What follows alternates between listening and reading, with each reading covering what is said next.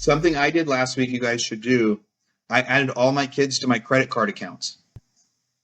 I put them as approved users on my credit card. So when they turn 18, they're going to have like 9 years of credit card history. Credit. Yeah. So they will probably have, it'll say their longest account open from Bank of America. Like they got checking accounts a few years ago, but I just added them to a credit card account. When they turn 18, they're going to have 800 credit scores. You don't need to do that because the credit card company is going to give everybody credit. But they'll get the best rate. Yeah, maybe they'll get the best rate.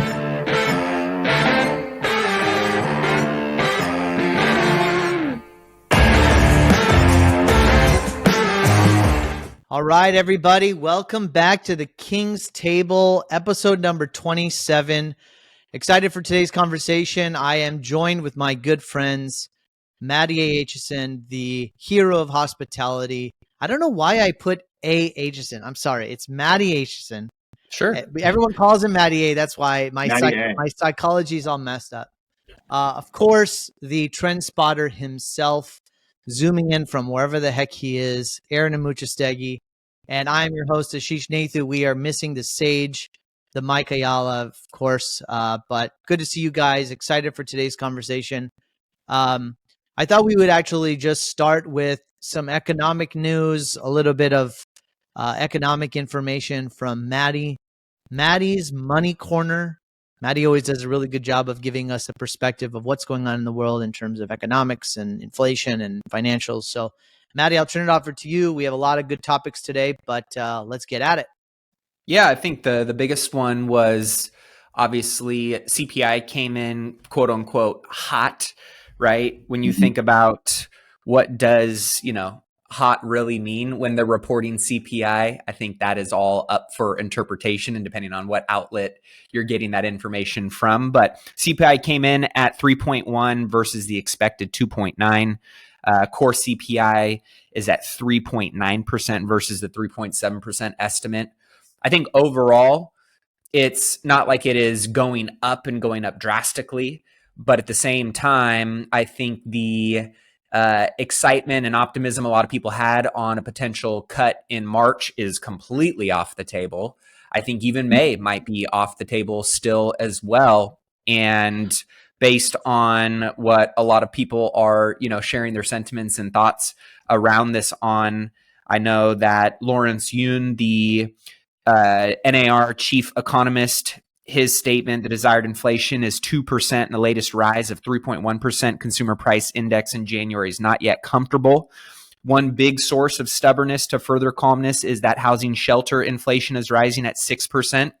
That's probably one of the larger variables in this hot print is because it is taking into account shelter. And we all know what's going on in the housing markets with unaffordability, with obviously interest rates, with supply and demand.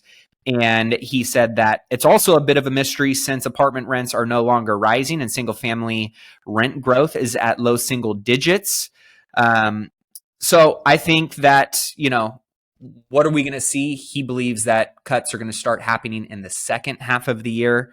I know that one of the Fed chairs, I believe his name is Meister, he had kind of come out publicly after the print and said it would be a mistake for the U.S. Federal Reserve to start cutting interest rates too soon, despite its recent progress against inflation. I think a lot of people still feel the inflation, even though it's, pulled back in a really big way. And obviously we saw the markets respond to that yesterday after I think it was 14 weeks of gains and growth, pretty significant pullback. But I mean, that's part of, being in the game of investing, right? I love what Morgan Housel said to us, Aaron, at an event a couple years ago. He said, volatility is the price you pay for trying to get wealthy and rich. And I think this is just another one of those examples, right, of riding this roller coaster of wealth building. Staying invested obviously is key. Dollar cost averaging through some of these, cycles is key. And also looking at certain sectors that might, be great plays to add into your portfolio and diversify a little bit. I'm curious what your guys' thoughts are. I think overall, at the end of the day, we're kind of where the Fed wants us to be. And this is a little bit of a crosswind that I think is making the soft landing a little bit more, challenging for them. But I think the runway is still there. The plane is right there. There's just, a little bit of turbulence that they're trying to navigate in this first half of the year that I think is going to dictate how quick and how aggressive they go on the cuts. The bright news is they're cutting. They've said they're cutting. The market's baked in the cuts. Now, how quickly and how aggressive they go and when they start doing that, still TBD. I feel vindicated by the recent news and the Fed chatting that way, because I know I have been the bear, the glass half full guy. The no rates aren't going to get decreased. And when I talked about it on Instagram, 3-4 months ago, I had a lot of haters, a lot of people saying, and when they put that announcement by ING that we talked about a few weeks ago, and mind you, first, I mean, you started this episode, Ashish, in episode 27. We've been doing this together for half a year. That's freaking wild. Like 27 weeks in a row. We didn't even celebrate our half birthday, man. We didn't even celebrate our half birthday. I can't think of another thing that I've done the last 27 weeks in a row, right? And I missed one call out of the 20. Man, I'm proud of us and myself that we're still here having these conversations. But sorry, back to the task at hand after congratulating you guys and us with that. So I remember it said like ING says this many cuts. I said they were wrong. People told me I was an idiot. And then even a couple of weeks later, when the Fed chair said, hey, we are going to drop, then people said, well, Aaron, now it is official. You said ING wasn't this, but now you're the idiot. And I remember us saying he said it too early. And because he said it too early, the stock market's going to tear, and then he's not going to be able to. Stock market yesterday had the worst day it's had since March 2023, right? So I think we also talked about 3 or 4 weeks ago that everybody had priced 5 cuts into the stock market. That's why it was tearing. And so now they're realizing there will not be 5 cuts this year, period. Right. And so I was wondering, Maddie, as soon as you said the announcement, like talked about CPI was up, and they said that, I was thinking, I wonder what happened to the stock market yesterday, because immediately I was thinking they'd already priced in those cuts. So now that came down. It's coming back a little bit today. So I'm not, I think it's exactly what we said on here. I think we said they said it too soon. The economy is still going too well. And by saying it too soon, the economy is still going to go up. Does that mean we'll get 2 or 3 rate cuts this year? Maybe still. I won't be surprised if we do, but I also will not be surprised if this is the new normal, where if December 2024, the Fed rate is what it is today, right? And today it's like February. It's Valentine's Day 2024 as we're recording this, and I would not be surprised if December 2024 Fed funds rate is just the same as today. One of the things I wanted to share, I have this article on the screen. It's a Wall Street Journal article. For those of you who are listening, it says investors are almost always wrong about the Fed. This was published just a few weeks ago on February 8th, it looks like. I thought this chart was really interesting, Aaron. It's exactly what you're saying. What if the Fed doesn't change rates at all this year? What if it actually stays the same? What this is basically presenting is that the market is often more optimistic in either direction than the Fed actually behaves. So if you look at this chart all the way back to 2005, the yield curve, which is what the expectation is, which is in blue here, it shows so many times where the yield curve is wrong. Mm-hmm. Right? And I think they call this like a hairline chart. Shows like all the hairlines off of what the actual is. But you can see here too that the yield curve, which also shows right now that it's turning, and it's turning faster than the Fed is signaling. Let's assume that we're right here in 2024. By the end of 25, the market is already talking about it's going to average about 4%. So that's a whole point down. Based on history of this chart over the last 20 years, the yield curve is wrong based on what the Fed does. So it's going to be really interesting. I'd love to get your guys' perspective of, well, what does that really mean? And where is the opportunity considering that? I think people probably are, and Maddie, we were talking about debt, good debt, bad debt. I think people sort of wishfully think like as long as they lower rates this year, maybe my deal can still make sense.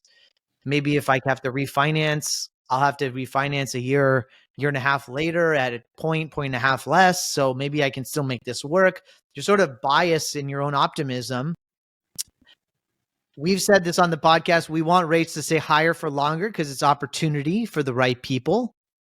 So how much of this is just the market signaling, media signaling, more optimism that really exists, but actually there's more damage and media wants to maybe manage that fear?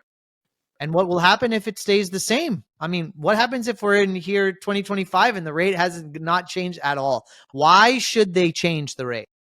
Why should they lower it? What's the incentive? Unemployment's still like lower than it's ever been. Inflation is basically under control. The stock market is high as it's ever been. Businesses are making more money than it's ever been. What's the incentive to stimulate the market? Keep the rates high. If they didn't, what would that look like? I'm looking at more data here. The Congressional Budget Office expects the unemployment rate to climb from 3.7 to 4.4 over the next 12 months. But as of January, today, the economy was still down around 1.7 million workers compared to before the pandemic. So when you think about, right, there's still a lot of positive news going on that the Fed is kind of trying to navigate and fight against. And if you go historically in, what history shows, U.S. stocks fall more than 20% when the Fed initiates rate cuts. That's I think over the last like 100 and something years, or I think it was like 80 years or something like that. So when you think about it, right, with what year we're in and what implications, are a result of what plays out this year, at least in politics and policy, there may or may not be incentive for the Fed to aggressively cut rates and re-stimulate the economy when, a very significant portion of the data supports that there's a lot of sectors of the economy that are doing really well right now. But then you see, statistics, right? I think I put it in our chart not long ago that Americans now owe a collective $1.2 trillion on credit cards. And so I think it is, to me, showing that this wealth gap in the middle has continued to get wider and wider. And you either don't feel pain and you're actually benefiting from what is going on right now in the economy, or you're in the camp that you're feeling a lot of pain. You barely are making it by. You have less than $1,000 in your emergency fund. You have credit card debt that you're even having challenges servicing that. And there's really not this big, group of individuals in the middle as much as it once was. And I don't know what, the Fed is going to do this year in terms of rates, but I'm in line, I think, with where Lawrence Yun said, hey, I think, it's going to be choppy week to week, but I think we'll probably settle closer to 6% for, interest rates by the end of the year. And I think that will create some good stimulus in certain sectors of the economy. But I also think that they're still kind of wanting to see a little bit more pain and carnage reflected in the data. And mind you, that data is lagging data. We're basing policy today off of 3 months ago. So that is also a very interesting way for us to navigate when we have all of the technology we have nowadays to be able to get things so quick and easy, to be making such significant decisions around policy and those implications as a result of that off of 3 months ago just seems a little bit long in the tooth. That I would be interested to see what things would look like if we had a little bit more accurate and real-time data that we're utilizing to make a lot of these decisions. I think right now, if they don't lower the rates for the end of the year, I'll be heartbroken because some of my businesses are getting crushed more by the day. So I need everybody to know, like, I'm not rooting for this to happen as I try to predict it or tell people what to do. But look back at what happened in 07 and 08, right? They held for a long time. Now, as a result, starting in 09, we had one of the worst real estate recessions ever, where we had the foreclosure catastrophes. So one reason for them to not hold that long is to try to prevent that. But one thing we've also figured out is there is enough equity built in this time. What happened back in 2009 was a high percentage of loans were fake, false second homes that people got when they weren't even approved to buy them, right? We don't have that this time. We have some of that. What we mostly have now is multifamily and office that sucks. And so, like, I look back to why wouldn't they do it the exact same that they did in 2007? The only reason they would drop quicker is so they don't have the recession they had in 2009. But I think they also realize they aren't going to have that recession in like they had in 2009, because the properties are still, we're seeing a lot of foreclosures right now, but we're still not seeing it as many as we had pre-COVID. If they hold for another 6 months the way they are, we still won't see what we had then. I think they still get there. I think they actually get their soft landing, which I thought was impossible. So I think if the Fed truly wants a soft landing, they're not worried about politics. They're just going to hold like they did in 2007. Like because the real estate market in 2021 was the closest to 2005 than we've seen since. Like, it felt exactly the same. You get a house under contract while it's under construction. By the time it's done, you've made $100,000. People are printing money. Like, 2021 was exactly like 2005. And I think the big difference, if the Fed does exactly what they did in 2007, we're not going to see the crisis like we saw in 2009. So anyway, yeah, I think we talk about good debt versus bad debt. I think if that was part of the conversation, or maybe you're going to bring up that article. I have just a random interesting part. I told you guys about the house that I'm trying to take subject to right now. But the guy got less comfortable at subject to and said, well, let's try to do a real assignment. So we reached out to his lender to say, hey, we want it to be a legit assignment, right? We want Aaron, will you actually let me assign the loan, or Aaron completely takes over the loan? The lender said, yes, that's something they do, and they're sending us over the application. But I'm wondering right now if a lender would truly do that or not, or why they would do that or not, because it's like a 3.75% interest rate. Like, I'm guessing a lender is going to say, like, yeah, there's a part, and then not approve me, because why would they approve someone new at a 3.75 when they could get it paid off and go do paper another way? I'll be really curious to see how that plays out as a good debt versus bad debt deal. What were you contemplating there, Maddie, about good debt, bad debt? What were you thinking about? Well, I mean, I think, this idea and narrative around good debt and bad debt, right? Good debt being it's, debt leveraged for cash flowing, appreciating assets, bad debt used for consumer spending, depreciating assets, right? Things that are not going to service the debt. And so many people subscribe to that idea over the last however many years. How many syndicators do I know that are stuck between a rock and a hard place right now, with cap rates expiring, with arms adjusting, with balloon payments or bridge loans coming due? Essentially, a lot of that was good debt tied to good assets.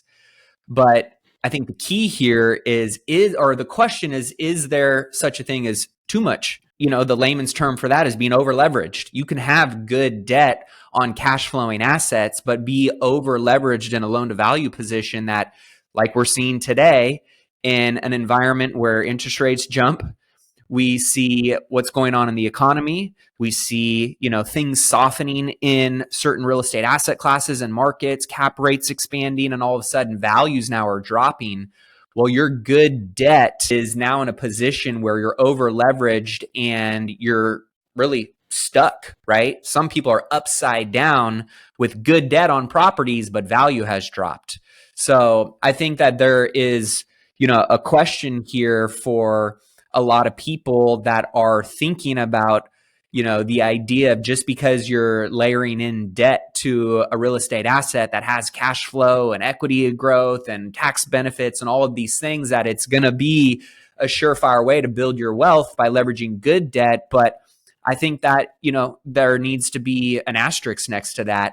And that's why, right, like people like Aaron and individuals who are really great underwriters and operators and who understand that these market cycles, they underwrite and buy and lever up good debt based on potential worst case scenarios and mitigate that risk. And I think a lot of people over the course of the last few years just said, I'm getting good debt. and I'm going to leverage up as much as I can. There's no way interest rates are going to go to 7% in 12 or 24 months. No way. I don't need to model that in, right? So thinking about how many people bought in and subscribed to that narrative, but did it in somewhat of an egregious manner of taking it to the max, I think, is the individuals that we're seeing have good debt on assets now being stuck in really bad situations.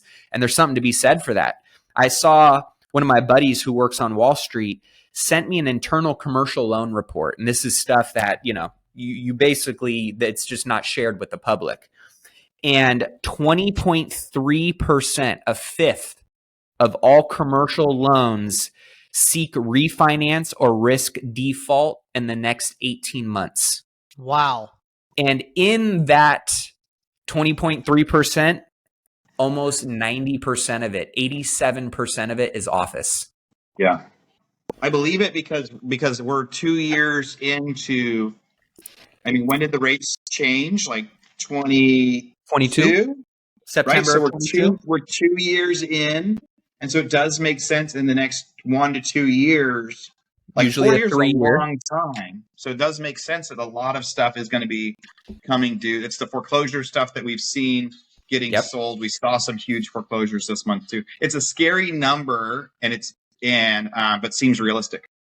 So what comes back to me to kind of bring it full circle to your question is, I think, and we've already seen, certain distress and debt funds coming in with rescue capital to banks or to, other investment groups and specific assets coming in to restructure their debt. And why I think a potential, and I don't know the numbers on your situation, but I think banks are so concerned about the health of some of their loans in their portfolio that they're open and looking at all different types of conversations that might put them in a better position to absorb some of the risk.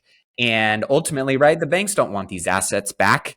They want their money back maybe. But that being said, just like what you did with your office, space, right?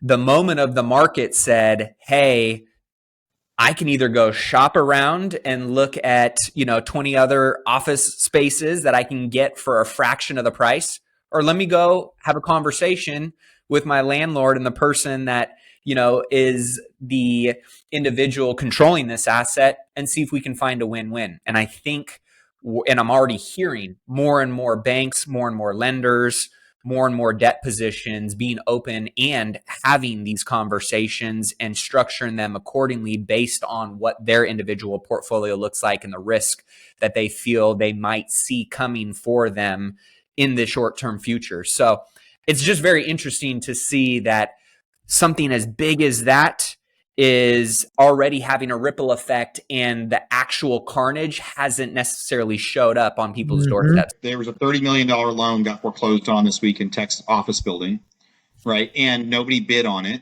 Yeah, you mentioned that on your gram. Yeah, but the lender said their plan is to actually operate it for several years until cap rates come around and they can sell, because they don't want to write off, because they know that in order to actually sell it today, it would be 10, 15, 20 million bucks. And the lender doesn't want to be an operator, but they're like, you know what? We can put a property management manager on it, get almost what we were getting for the monthly. And then maybe 5 or 10 years, we'll be able to sell it for 30 million or 40 million. Yeah. So they're going to be taking some more stuff over that way. Well, I want to bring it back to a bigger topic, because I feel like we speak a lot about real estate, but it's a really small niche in the overall economy. We've said that the Fed may just let the real estate companies burn, right, in this whole thing. Yeah. I don't know if you guys saw the 60 Minutes interview with Powell. That guy is not fazed by anybody. No. He's probably getting phone calls from the biggest bankers, biggest politicians in the world trying to twist his arm. He doesn't give a shit. And you got to give him some credit for navigating the situation in the way that it's come about. We are talking about one small niche of commercial real estate, maybe some other categories of real estate that are at exposure over the next 18 months of loans. But what if he doesn't care? And so from a greater economic side, which again, I'm coming from the pillar of the non-real estate guy on the call, is like, everything's fine. In fact, everything is great. And so does that mean that a few hundred people who own a majority of the real estate implode and lose a lot of wealth? Maybe that happens. I guess the question is what is really the deeper impact of that? And does he have to adjust for that? So for example, if there are that many losses, then that hits the bank's balance sheet. If it hits the bank's balance sheet, then how does it hit Main Street? Does it hit in their 401ks or the stock prices of their portfolios, or somehow how does it hit grandma? And if it doesn't hit grandma, they may say, you know what? We're talking about the 1% or less than 1% of people that are going to really struggle with this. And by the way, those people are the wealthiest people on the planet. So if the overall economy is doing great, just going back to my point is, I'm going to take the over under that maybe we have one adjustment this year, if not zero. Everything else is doing great. We're having a biased conversation just about real estate, and I get it. But everything else, let the real estate loans burn. You know, it's funny too, because the way that real estate can play out, when we're talking about people going back to the office and everything else. Like I think it's going to be tied together. If everyone does come back to the office, I think we will see some unemployment go up from the people that had 2 jobs. But what you said about Powell, like to just put an exclamation point on that, whether you agree with him or not, we need more people in positions of power that are willing to do what they think is the right plan, regardless of what everyone else is telling them. Because he believes it's the right plan. He's following what they did in the 80s. And I've told you guys multiple times, my mentor Arnold said, you know, in the 80s, the Fed crushed all the real estate investors, but he saved the world, right? And they said Volcker saved the world, but crushed all of us, right? And the real estate investors weren't even mad about it. They were like, yeah, like he crushed us, but like the world. So we need more people in power that are like, I think I'm doing the right thing, so I'm going to do it, regardless of what you guys are telling me to do. The one thing that kind of stood out to me, Barry Sternlicht did an interview on Squawk Box or something like that a week or two ago, and what he was talking about when you said, you know, is this an existential crisis? He went on to say, absolutely, it is. You know, the office sector being as big as it is, we're talking, you know, multi-trillion-dollar industry, and we've got about 1.2 trillion or something like that coming due here pretty soon. He goes, this is not all Wall Street money and, you know, banks that are going to be the ones getting smacked upside the head. These are pension funds of teachers, firefighters, you know, police officers, grandmas and grandpas. That's what'll cause the soft landing. But that being said, I'm in the camp of Mooch. I think, you know, when there are, you know, challenging times in the economy, we have historically shown that we do make the necessary adjustments. While there are, you know, fallouts in certain sectors and for certain, you know, demographics and parts of the country and asset classes and industries, you know, the greater good is, I think, what most people are looking at here. And while it's going to hurt some people, it's going to create some opportunity. But most importantly, it's going to keep us in a position to keep moving, you know, forward as a whole. So I think that we'll navigate this and we will find a way to come out stronger as a result of it. But I also believe that there's going to be a lot more pain to come. And I still don't think have scratched the surface of what that's going to look like. Let me kind of set this up for Mooch. Let's talk about office and commercial. As a furniture maker, we have been starting to look at office furniture companies for the last 2 or 3 years, knowing that, okay, this is going to be a place of distress. Is there going to be opportunity here? So I want to scratch at this and see if there's a leading indicator for people. Let me share my screen. So when we talk about office, we talked about this last week and on the pod about people really wanting to come back to the office, companies forcing people to come back to the office. there's almost this desire where people are like kind of tired from working from home and want to come back to the office too. I'm seeing and hearing more of that conversation happening. But I want to show this really quick. These three companies, this is Miller, Knoll, Steelcase, and Herman H&I, which is another large office furniture company. So these companies manufacture office, government, K through 12 contract furniture. So cubicles, desk chairs, partitions, all that kind of stuff. These are multi-billion-dollar companies. Herman Miller just bought Knoll about a year and a half ago. And so if you look at this, these companies are you would expect that the sales of office contract furniture would have plummeted and would have stayed down since COVID. And if you look what's going on, these guys are starting to recover. So there's actually, and I study these companies pretty closely. Not specifically the manufacturers, but the distributors of the companies that are actually meeting with the Aarons and the Maddies and the Ashishas of the world, trying to, renovate your office or what have you. And they're not seeing significant revenue drops because they're well diversified.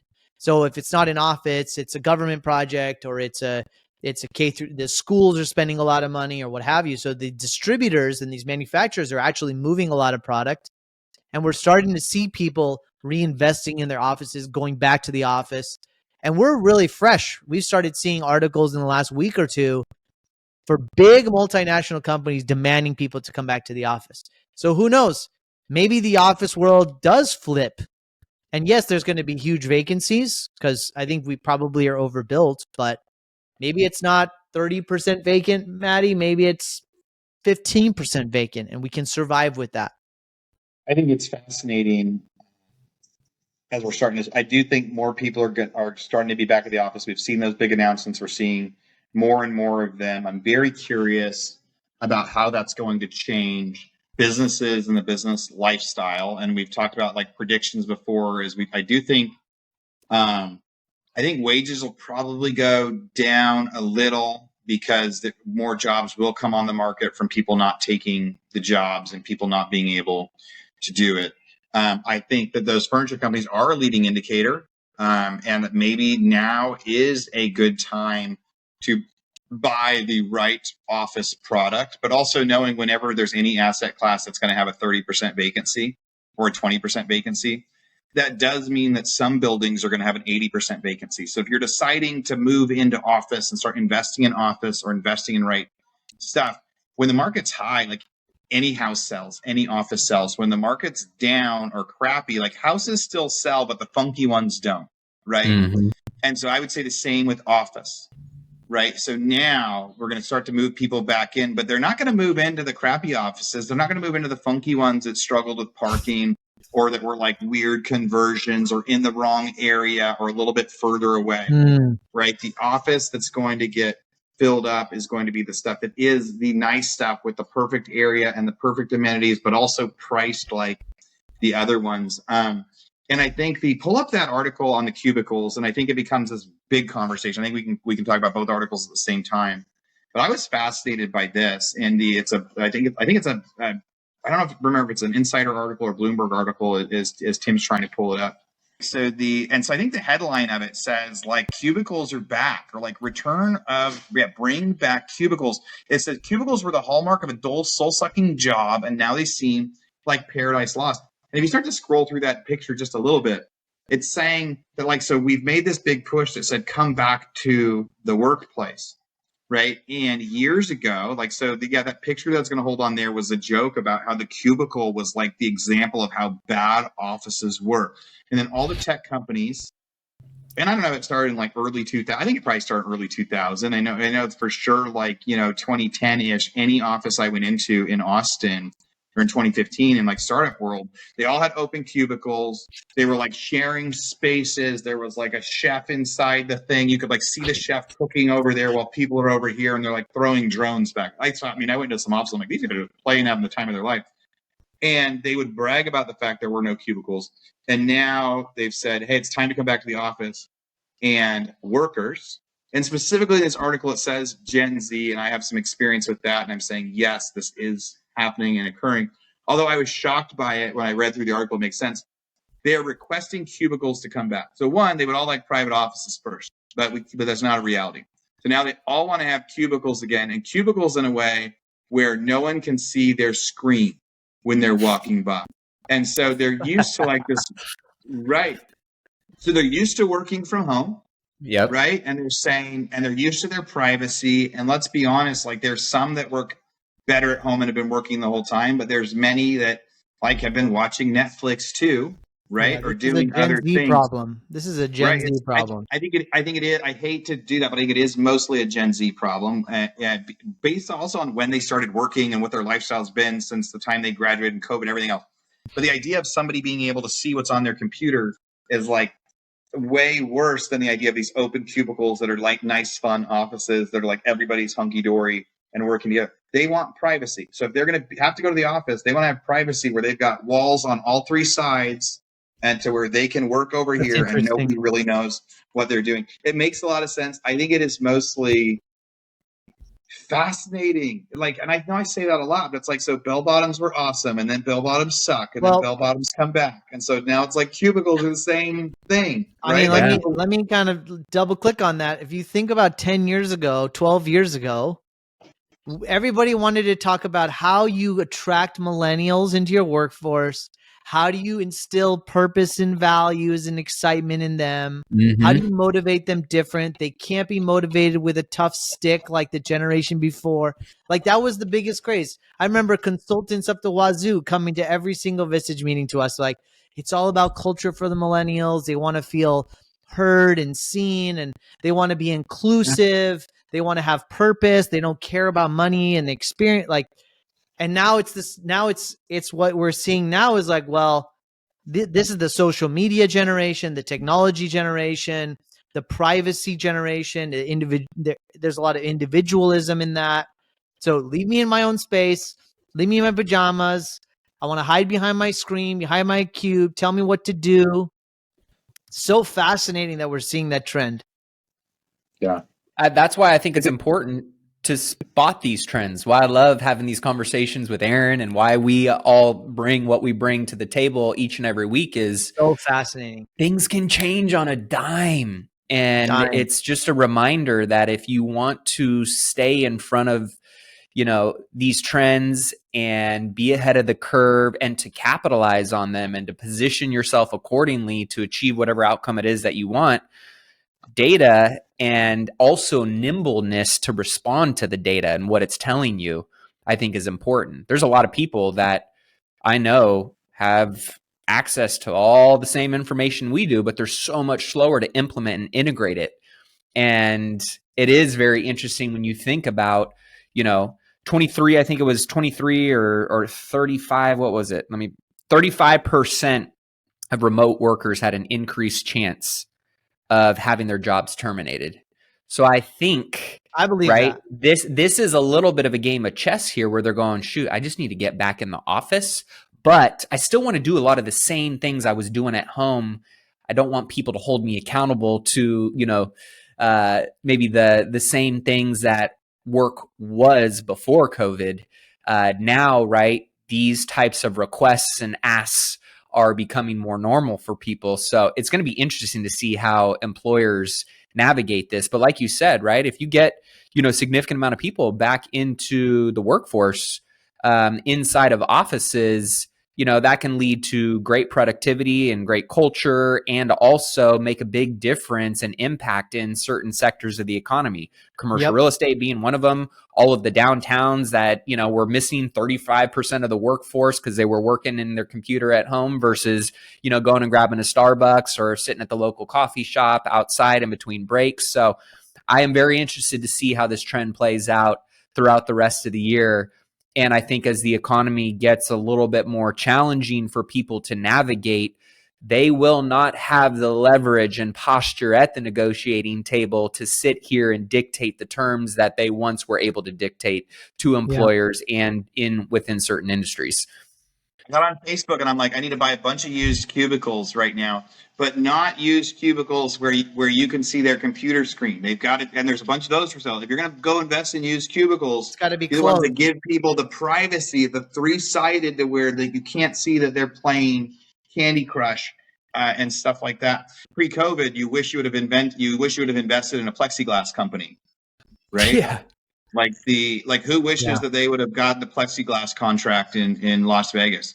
Those guys were like printing money. So anyway, I think it's real. I think it makes sense. I think it is going to be a trend. I think as they're pushing people back to office, cubicles are coming back. Ash's point about the reason we opened up office was for community, right? So people wanted community, right? And they wanted to have culture, so they want to see each other and high five and things like that. And they don't care about that with Gen Z. So I'm ready for the next one. That's awesome stuff. Well, I think you also see, and I want to go to the next topic, but I think for sure companies had more per square footage per employee probably in the last decade than they've had in the previous decades because of these trends. That people wanted to have more open space, more communal space, more coffee, hanging out, community, relationship building space than just floors and floors and floors of cubicles. So now we do have more real estate space, and now we have an entire generation of people that are pushing us the opposite direction. So it's going to be fun. Great catch. Good conversation. I think this is an interesting, and maybe we kick it to another episode, but I think there's an opportunity there, right? Because when you see a lot of these spaces that were commercial office, they were reflecting that trend, that environment, that narrative, right? And I think we're going to start to see, because of this individualism and people being more isolated, more okay being by themselves, I think there's a really interesting play here. I've been hearing and seeing a couple developers in the office space specifically that are already doing this. And they are, again, like Aaron said, there's going to be a lot of distress in commercial office, but that's not all crappy commercial real estate. In the office sector, there's a lot of good assets and good markets and good locations, but the asset no longer makes sense as it once was, and it's going to need to get repurposed.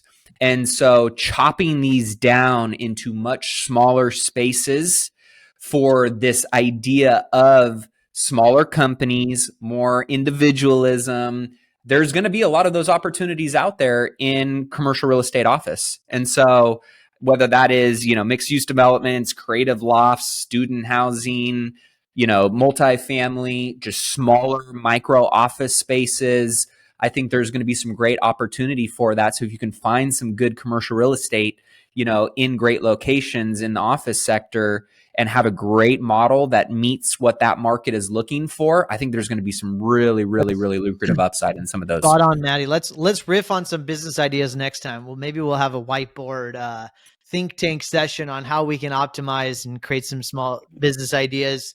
One of the things I do want to share before I pivot to the NAR and turn it over to Mooch is I was in a little seminar last week with one of the head of research for LoopNet's like research department or whatever. And obviously one of the conversations was office. And he said that less than 1% of the office buildings in America are capable of converting into living into apartments. We've talked about this here. I think there's a lot of hype about startups taking office buildings and converting them.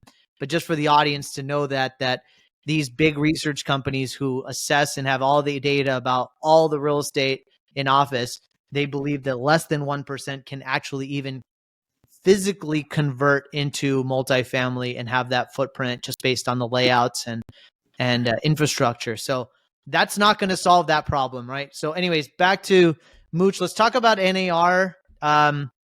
We've been speaking about the National Association of Realtors. There was an issue that happened a few months ago, I think. And I just felt like it'd be important to kind of catch up with that, Mooch. What's going on with that situation? Has that materialized in anything? Is there anything that we should know about? I think a few interesting things have happened in the last few months, and for listeners that didn't hear it, we'll have to figure out, maybe we'll put what episode it was in the show notes, but it was really, really big news when there was a lawsuit that came from a group.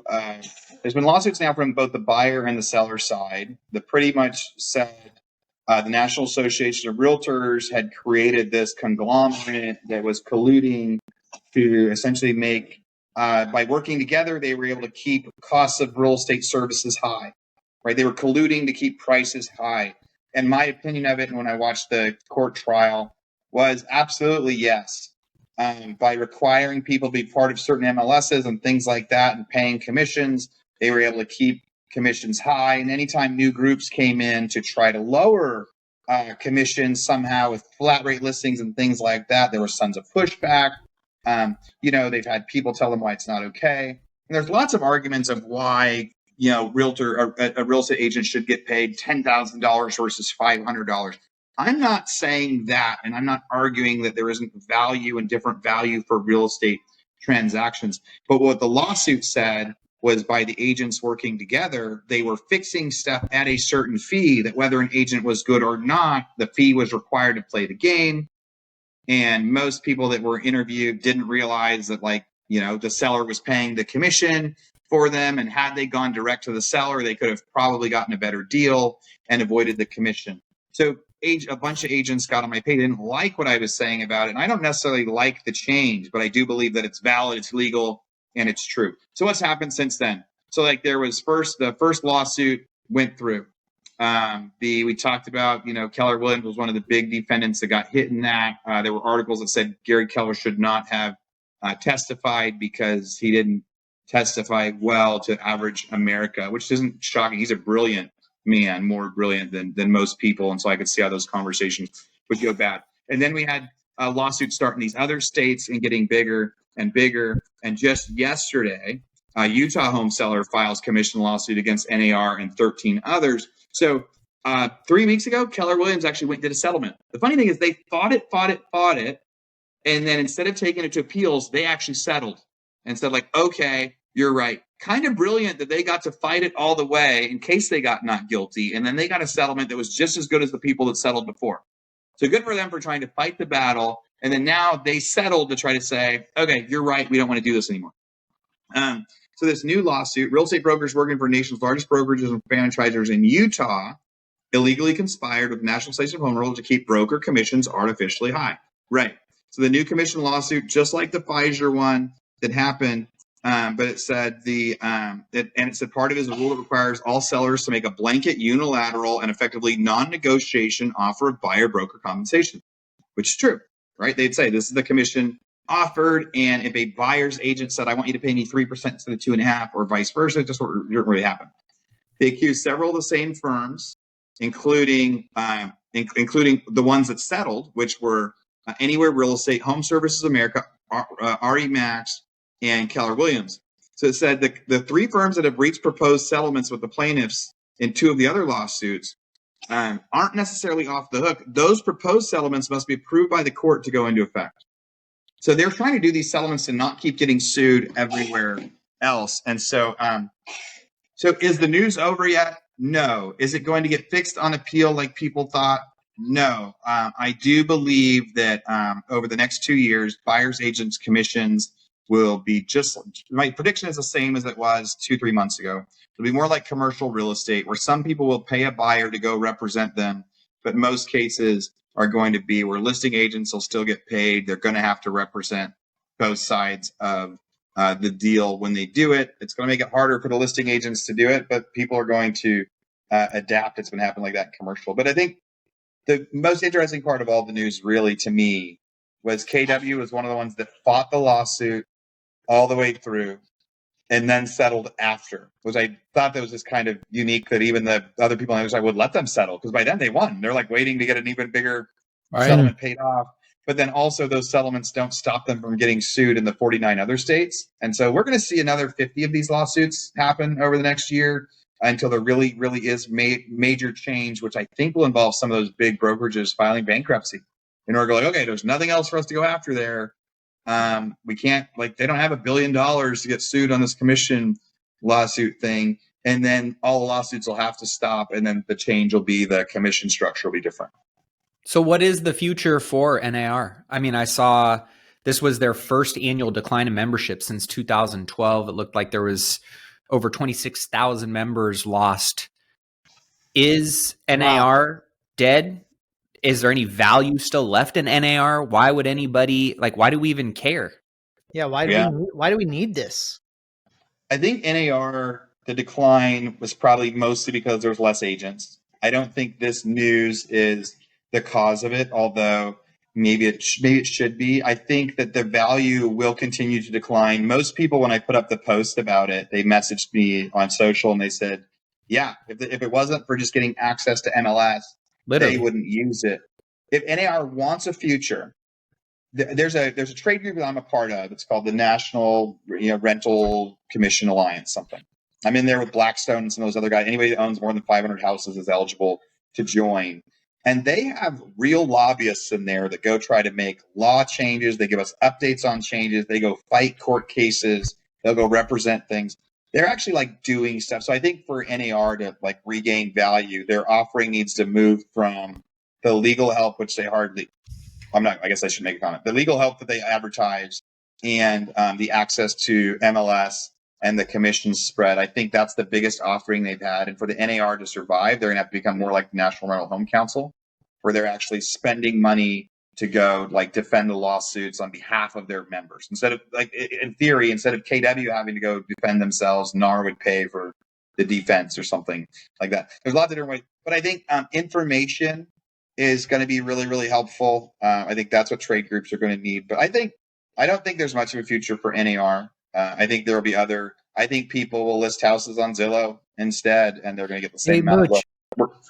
Mooch, this LoopNet and Crexy is one of like the largest online. They own 10X also. They just launched homes.com, I think, or apartments.com. Yeah. They launched it on the Super Bowl. Did you see that? Well, they bought apartments.com has been around. So they bought apartments.com. Okay, but maybe it's homes.com. Yes. I'll research that and I'll get some great info for us next week. But like where I think your brain is going and what could be in theory, LoopNet has done a great job at helping commercial brokers no longer need the MLS. And most commercial is not posted on MLS. Most is posted on LoopNet instead. And people pay I guess that's my point is, does this get replaced with technology that's free, that's owned by homes.com, and it becomes the market-wide MLS, and then we use blockchain to transact? We don't even need brokers anymore? That's the future. That is the future that we're headed to. How fast it happens, I don't know. But the more lawsuits and the quicker the big companies get in trouble, the faster that goes. But that is the future. But I'm going to research that. Because LoopNet has done an amazing job at that business plan. They've already done it. They've done this whole business plan exactly like that. Yeah, and they have all the data. They probably have all the infrastructure. Now they just tap into all the data sources, and they're just layering in a new asset class. That's it. Yeah, they already got all the infrastructure it's another there. Category, right? Yeah. It seems like a no-brainer. Taking the bureaucracy right out of it. I love it. Yeah. There was an article that we were talking about here, Maddie, about how Americans owe about $1.3 trillion on their credit cards, an all-time high. We can pull it up here to talk about it. Crazy that Americans are just spending so much money. Tell us about what's going on here. I mean, to me, it's more of an interesting discussion to have because I am not one of these individuals. I'm very diligent, paying my credit cards down. I spend everything on credit, mind you. And I pay it off obsessively. And I love, the game of, kind of the credit card churn and hacking and all that kind of stuff.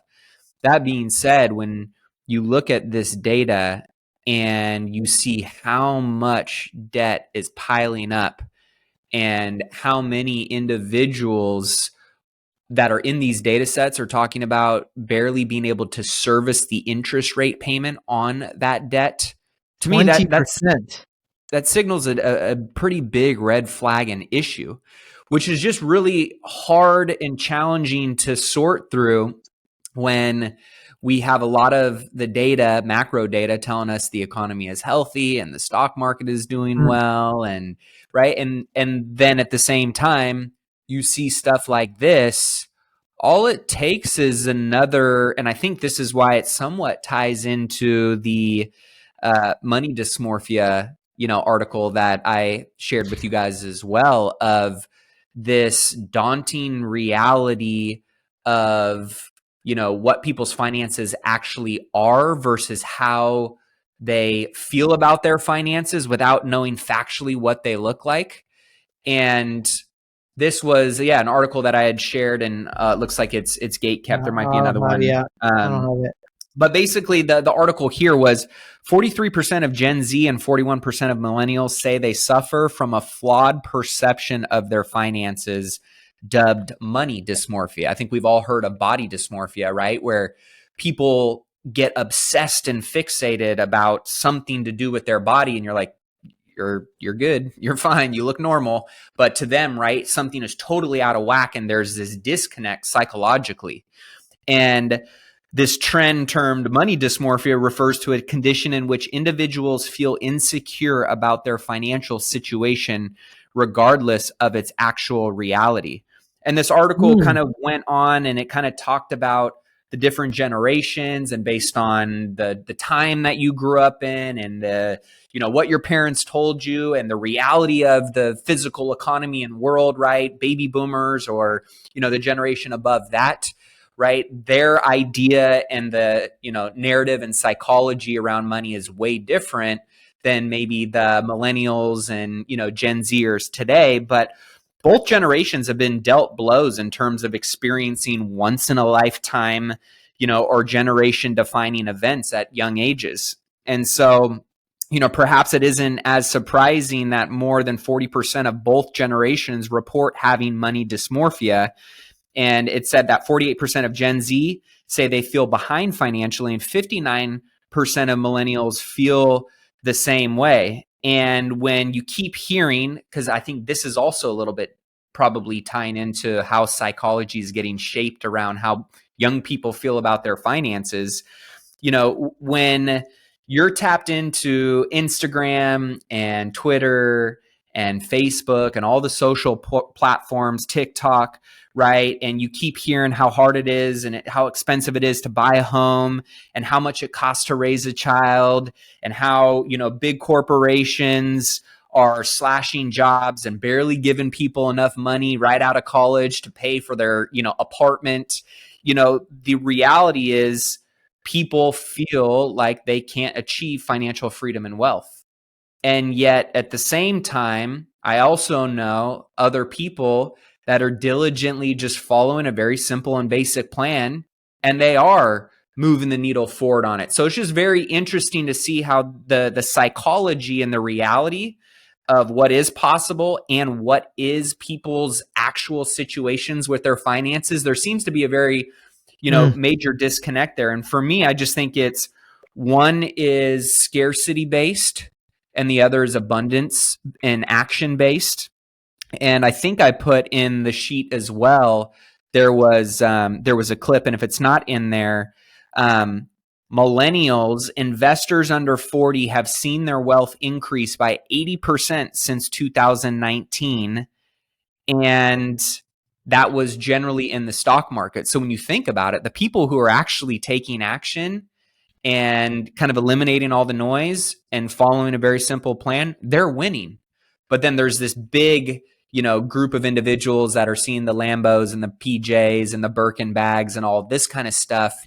And it's almost like it's tainting their mindset around what is possible for themselves. And they feel like it's much harder than maybe it actually is. I don't know. I just thought it was a really interesting discussion around the psychology of money and how young people feel there being a major disconnect, and that may not be as far out of reach as they're made to believe.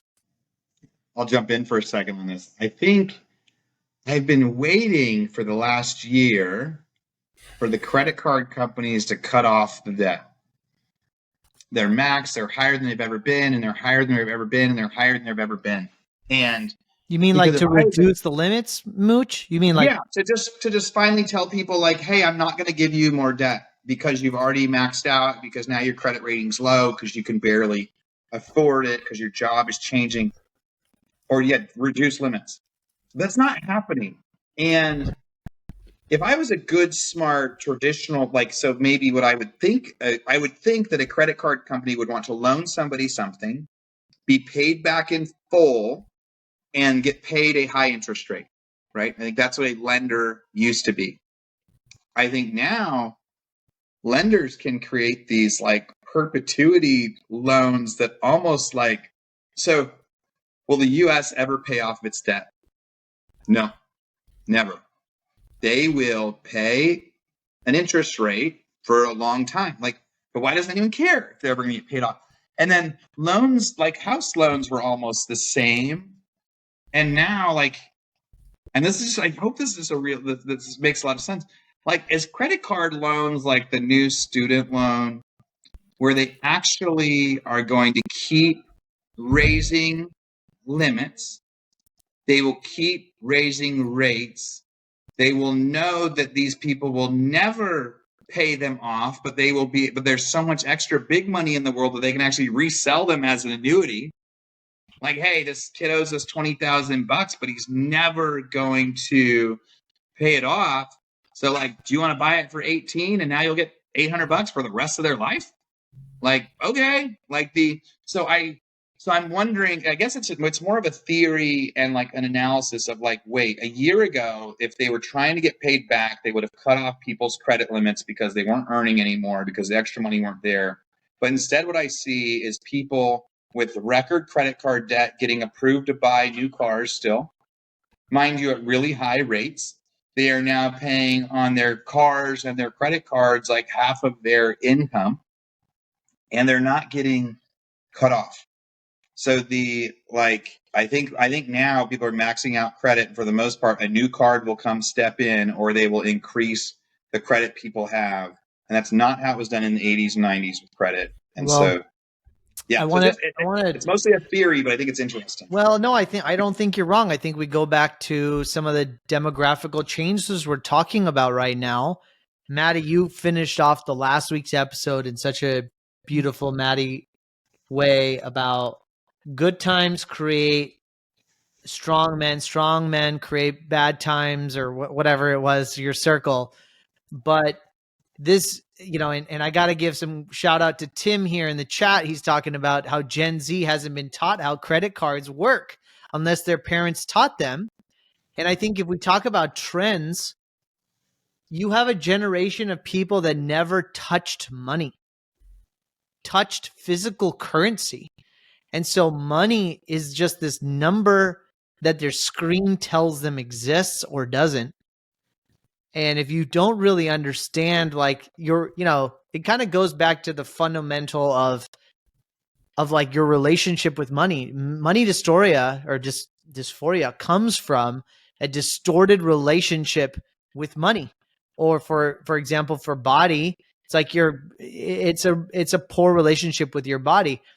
But if you don't even understand what money is, you've never seen it, you've never touched it, you've never understood it from that perspective, and it's just this digital experience, then these things can be exploited. And I think what you're talking about, Aaron, is why are the credit card companies allowing this to happen? Why don't they just say, hey guys, like, sorry, after spending X amount of dollars, your income doesn't justify it. You can no longer increase credit card debt. But from a business model perspective, there's no incentive to do so. Yeah, they're like, we'll keep giving you debt because we're going to own you. You're going to be paying us the rest of your life, like a student loan. Wow, yeah, this is something. I don't think this is just a hypothesis. I think we're talking about today. We've kind of nailed some really interesting things. Is what if some of this stuff is sort of demographical changes that are happening based on sort of the generations that are moving through our economy and some of the trends that we're seeing. People much smarter than us are having the data to prove these systems out and take advantage of it, right?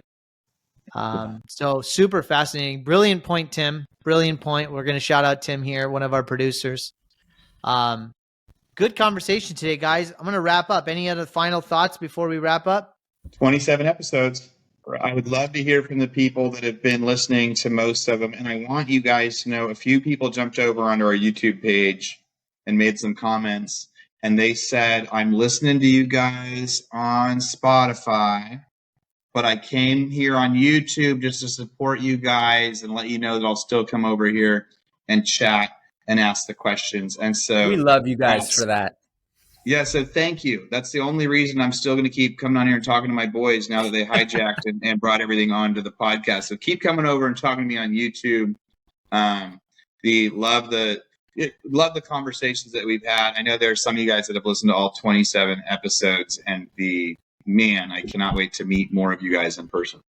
Well, I want to say congratulations to all of us, Maddie, Mooch, Mike. So awesome that we've done this for half a year. Can you believe it? This was a simple idea and turned into a really cool thing. I think we're getting a lot of value from it. I definitely love how the audience is engaging with us as well. I actually forgot about doing this in the beginning of the episode, but pushing people back to YouTube. I do want to call out some people that left us some comments. Michael Cater left us a comment. Yay, the podcast has returned. Thanks so much, Michael, for listening to us. Debbie, who is a really dedicated listener, I think she's probably posted on every single one of our YouTubes. Love Debbie. Yeah, thanks so much, Debbie, for continuing. We love you, Debbie. Yeah, you guys are awesome. And then who's this guy? Mr. Lee Stinson, you're also listening. Appreciate you guys so much. And remember that you can find us on YouTube. Make sure you subscribe to our YouTube channel. Leave us a comment so we can call you out and also we can engage with you. But also find us on Spotify, on Apple, and all the podcast platforms. Make sure you also follow us there. Make sure you leave us a 5-star review. Love you guys. This is the King's Table. Till next time. Peace. Signing off from Cancun. Bye-bye.